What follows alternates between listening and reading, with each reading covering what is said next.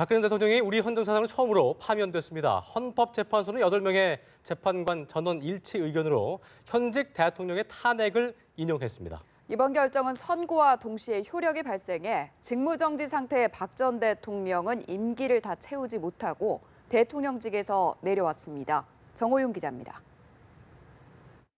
재판관 전원의 일치된 의견으로 주문을 선고합니다. 주문, 피청구인 대통령 박근혜를 파면한다. 헌법재판소가 박 대통령 파면을 결정했습니다. 8명의 재판관 모두 같은 의견을 냈습니다. 대통령 탄핵 심판은 2004년에 이어 두 번째지만 현직 대통령이 파면된 것은 헌정사상 처음입니다. 헌재 선고와 동시에 효력이 발생해 박 전 대통령은 임기를 채우지 못하고 대통령직에서 물러났습니다.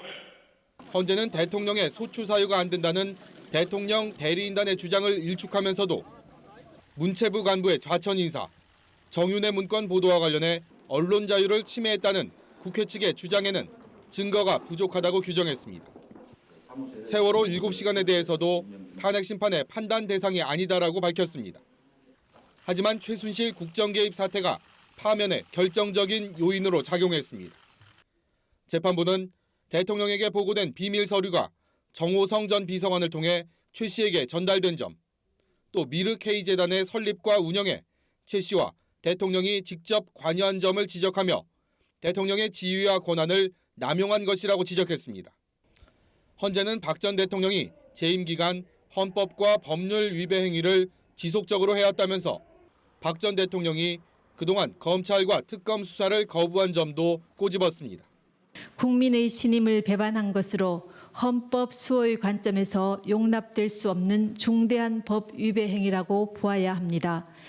헌재는 탄핵 인용이 보수와 진보의 이념 문제가 아니라 헌법 질서를 수호하기 위한 결단이었음을 강조하며 석 달 넘게 달려온 탄핵 열차를 세웠고 대한민국은 현직 대통령의 파면이라는 새로운 역사를 쓰게 됐습니다. 연합뉴스TV 정호윤입니다.